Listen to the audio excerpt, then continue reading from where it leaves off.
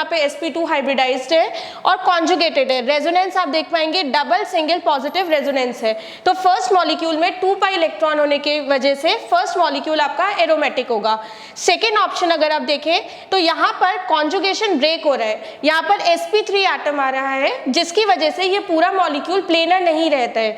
तो यहाँ पर ये वाला जो मॉलिक्यूल है आपका ये नॉट एरोमेटिक हो जाएगा क्योंकि यहाँ पे sp3 हाइब्रिडाइजेशन आ चुकी है।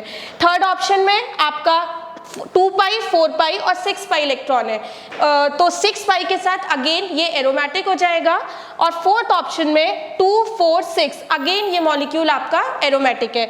तो सेकेंड ऑप्शन में sp3 एटम होने की वजह से ये मॉलिक्यूल आपका एरोमेटिक नहीं है। अब नेक्स्ट क्वेश्चन मैम बताएंगे।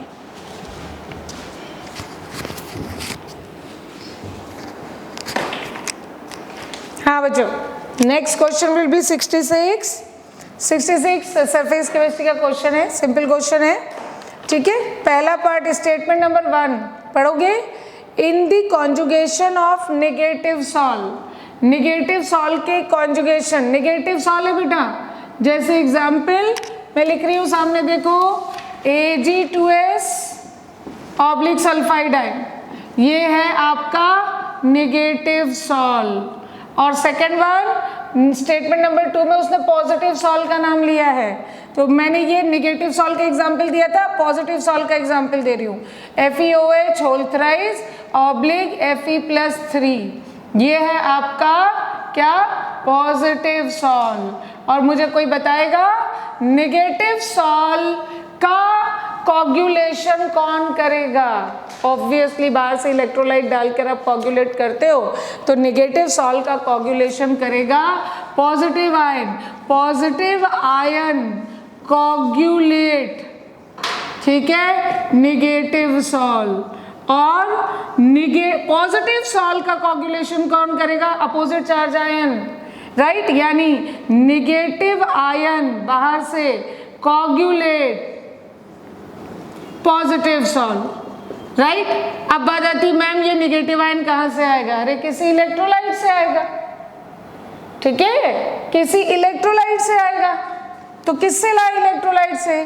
तो जैसे एग्जाम्पल सोडियम फॉस्फेट Na3PO4, उससे लाओगे तो इसका जो फॉस्फेट आयन का पार्ट है वो नेगेटिव पार्ट है। This is active ion which coagulate, this is negative ion which coagulate this positive salt. इसका मतलब पॉजिटिव सॉल्ट को कोगुलेट करेगा नेगेटिव आयन और नेगेटिव सॉल्ट को कोगुलेट करेगा, अरे ये तो गलत लिखा हुआ है, हाँ, negative ion coagulate positive ion coagulate negative salt. सही बात है, बिल्कुल सही बात है।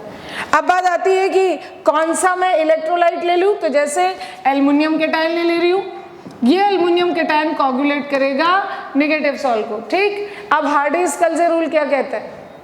एक बात शॉर्ट में समझ आ गई कि जिस भी नेचर का सॉल्ट होगा हमेशा उसके अपोजिट चार्ज का आयन बाहर के इलेक्ट्रोलाइट से आकर उसे कोगुलेट करेगा, कंफ्यूज मत होना। तो हार्डी-स्कल्जे रूल क्या है? वो ये कहता है कि बाहर का जो इलेक्ट्रोलाइट आ रहा है उसका जो भी पार्ट एक्टिव आयन है जो कोगुलेशन के लिए आ रहा है, उस पर जितना बड़ा चार्ज होगा पर आयन, आई रिपीट बेटा, पर आयन जितना बड़ा चार्ज होगा, राइट, उसकी कोगुलेट करने की पावर उतनी ज़्यादा होगी और उसकी कोगुलेशन वैल्यू यानी उसका अमाउंट उतना कम लगेगा, ऑब्वियसली, क्योंकि वो खुद ही बड़ा चार्ज लेकर आ रहा है। तो अब बताओ नेगेटिव सॉल्ट के लिए जो ऑर्डर बनेगा वो क्या बनेगा, राइट, एल्युमिनियम कैटायन सबसे ज़्यादा कोगुलेट करेगा इस नेगेटिव सॉल्ट को, यानी पावर सबसे बेहतरीन होगी और कोगुलेशन वैल्यू सबसे कम आएगी, सबसे कम मात्रा लगेगी एल्युमिनियम आयन की, राइट। और उसके बाद फिर कौन होगा? बेरियम आयन, क्योंकि उस पर +2 का चार्ज है। और उसके बाद कौन होगा? Na+ आयन, ठीक। तो बिल्कुल सही लिखा है, यहाँ देखो, थोड़ा ऊपर करिए, हाँ बस, कि नेगेटिव सॉल्ट के कोगुलेशन में जो कोगुलेशन की ताकत है, पावर, सबसे ज़्यादा किसकी होगी? एल्युमिनियम आयन की, फिर बेरियम आयन की, फिर सोडियम आयन की। अब दूसरा क्या है, पॉजिटिव सॉल्ट है। पॉजिटिव सॉल्ट को कोगुलेट कौन करेगा, नेगेटिव आयन। तो बताओ सबसे बड़े चार्ज का नेगेटिव आयन किसके पास है, सोडियम फॉस्फेट Na3PO4, और सबसे कम किसके पास है, NaCl के पास। तो इसमें क्या लिखा है कि in the coagulation of positive salt the flocculation power यानी ताकत सबसे ज्यादा सोडियम क्लोराइड की होगी, बिल्कुल गलत। सबसे ज्यादा किसकी होगी, Na3PO4 की। तो ये वाला स्टेटमेंट गलत हो गया बेटा, सेकंड 2। स्टेटमेंट नंबर 2 और स्टेटमेंट नंबर 1 करेक्ट है। तो answer will be statement number 1 correct and statement number 2 is incorrect, यानी फर्स्ट वन। ठीक है, अब हम नेक्स्ट क्वेश्चन में चलते हैं। 67 सेट 3 का 67 की तरफ चलते हैं।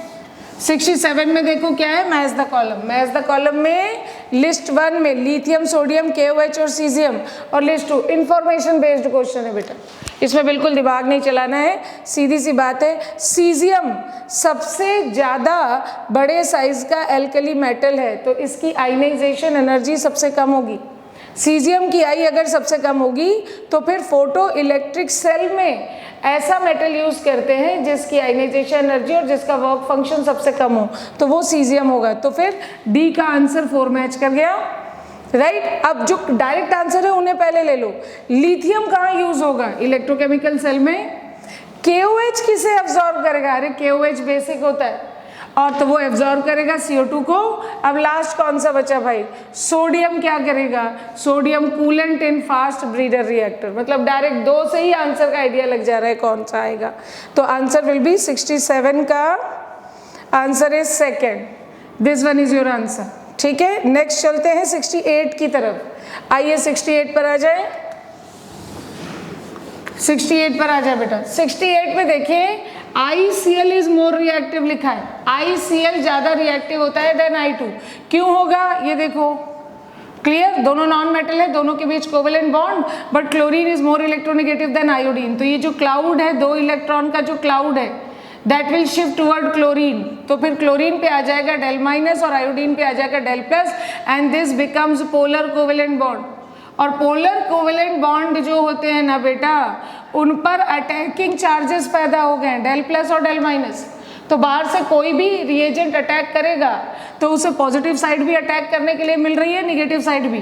That's why ICl bond becomes weaker then I2, क्योंकि I2 के अंदर नॉन पोलर बॉन्ड है, अटैक करने की साइड ही नहीं मिल रही। So ICl bond is weaker than I2 bond. तो answer will be yes, ICl is more reactive than I2 and ICl bond is weaker than I2 bond. तो answer क्या आ रहा है, दोनों करेक्ट है और R is a correct explanation of A. इसका मतलब आंसर will be थर्ड। चलिए नेक्स्ट क्वेश्चन में चलते हैं। 68 के बाद 69, very simple chemical bonding, but अच्छा क्वेश्चन है।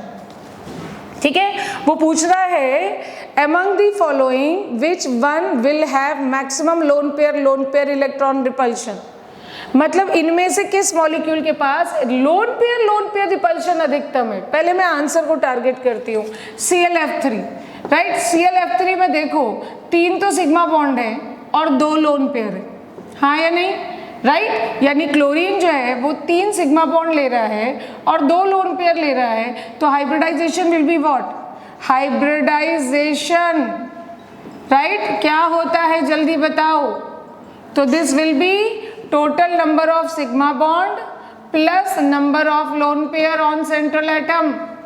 क्लोरीन के पास जितने लोन पेयर हों, क्लोरीन के पास टोटल 3 लोन पेयर होते हैं, एक साइड हो चुका है, सिग्मा बॉन्ड 3 है और 2 लोन पेयर, कितना आ गया 5। हाइब्रिडाइजेशन विल बी sp3, 5 आ रहा है, तो x विल बी 5, यानी hybridisation will B sp3d, sp3 नहीं sp3d with 2 lone pair, 2 lone pair है इसके पास।